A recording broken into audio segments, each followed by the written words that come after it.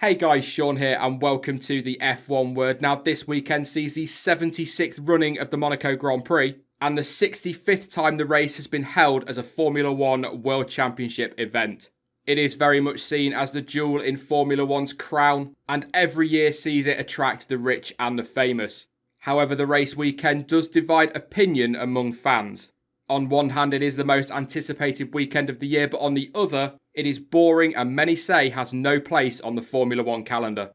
So, is the Monaco Grand Prix really worth it? Well, putting my business head on to start with, it makes complete and total sense from the perspective of Liberty and Formula One. The 2017 figures say that there was an unofficial attendance, which includes people watching from the hillside and from their hotel rooms, of more than 200,000 people. So it's not the biggest attendance in Formula One over the course of a season, but it's still a very good number. But more importantly for Formula One and for Liberty Media, it brings in the big name sponsors and, as I said at the start, the rich and the famous. And that obviously brings in a hell of a lot of money. Despite the fact the circuit itself doesn't pay a hosting fee and gets to keep all the trackside revenue, the organisers don't actually make a huge amount of money. However, the local economy does thrive from it, with estimates over a few years ago saying that it makes over $120 million. The thing is though, when I'm sat watching the Grand Prix on a Sunday and it's another processional race around Monaco, there's no action, there's no overtaking. At no point am I consoling myself going, oh well, at least Liberty Media and Formula One are making a fortune. I have been a fan of Formula One for many years and I am very passionate about it as a sport, so I want it to survive. So of course, I want Formula One to make money so the sport can continue, but that should not be prioritised over the on-track action, because that is what we tune in for, and I have said that a lot on the channel. All the talk of the changes around Formula One, if the on-track action is spot on, the rest will all fall into place. But if I'm being completely honest, I can't help but feel that over the course of the weekend in Monaco, the racing very much takes a back seat, and that is wrong. Yes, it's great that the sport gets exposure, that we get all these celebrities, but I don't give a damn what celebrity is doing what, who's wearing what shoes. Not interested. What interests me is the racing, and that's it. It's inevitable that the racing in Monaco gets criticised, but to be fair to them, there's not really a lot they can do. The land they have is the land they have. The track has changed very little since it first arrived on the calendar, and that's because there really isn't anywhere for them to expand. So we kind of get what we get when it comes to Monaco. And also, don't get me wrong, I love seeing the hero and zero driving, if you like. These guys pushing flat out between the barriers, inches away from the wall, and just one tiny mistake away from crashing out, and like I say, going from hero to zero. And that's brilliant to watch. Every year building up to the race, I'll talk about how dull Monaco can be. But then the first time on a Thursday when I see a car doing that, I can't help but feel that it's a great spectacle.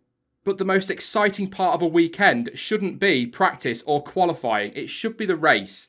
I was actually quite surprised when looking at the stats before doing this video. The way we talk about it, you would think that the pole to win conversion rate was 80-90%, something like that. But it's actually only 43.75%.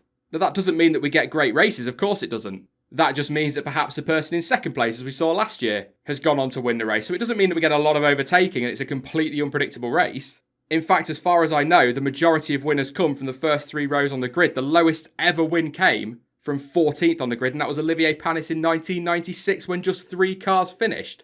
But I think what keeps me watching as a fan is that little thought in the back of my mind that anything can happen at any time. A big lockup and you've got a driver in the wall. Somebody goes for a wild overtake, they end up crashing. You get a safety car, it throws that variable in there. But we certainly don't tune in expecting a lot of overtaking. I think that's pretty obvious and pretty fair to say.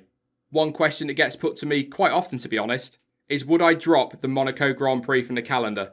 And the complete and total truth is that I wouldn't get rid of it entirely.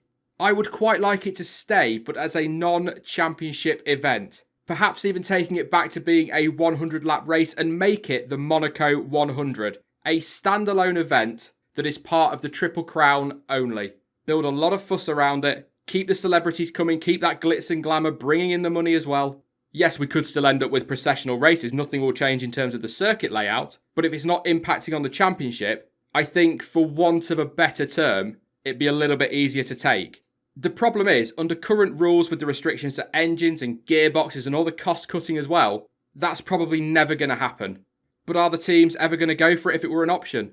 It's another race weekend that at the end of the season effectively means nothing. Yes, a driver gets a nice title, but they don't get any points towards the constructors, and although I'm sure there'll be prize money for teams in there, that's probably not going to be enough of a draw for them. So aside from whether it's feasible for the FIA, it's probably not really something the teams want to go for. Another option is one that Jonty has floated on live streams in the past, perhaps having a season launch event. Somewhere between the end of testing and the first race of the season, get all the teams together, cars, drivers, the lot, and make a big fuss over the start of the season. Again, that way you keep all the pros of Monaco, but then you don't have the cons of the dull racing. Maybe even some historical events around there as well. But having said all of that, as long as Formula 1 is around, the Monaco Grand Prix will remain. Dropping that weekend, regardless of what the on-track action is like, is a massive hole for Liberty Media and Formula 1 to fill, so there is no way it will ever go anywhere. As I always say at the end of these videos, they are just my thoughts and opinions, but what are yours? Would you axe the Monaco Grand Prix? Do you think it's too boring and has no place on the calendar? Or perhaps you feel it gets far too much negative press and deserves its place on the F1 calendar? Let me know your thoughts in the comment section down below.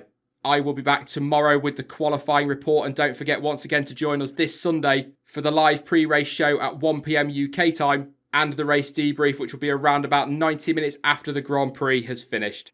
In the meantime, know you can follow me on social media. Links to Twitter, Instagram, Facebook and to Discord are all in the description down below. But as ever, thank you for watching. I've been Sean. This has been the F1 Word, and until next time, goodbye.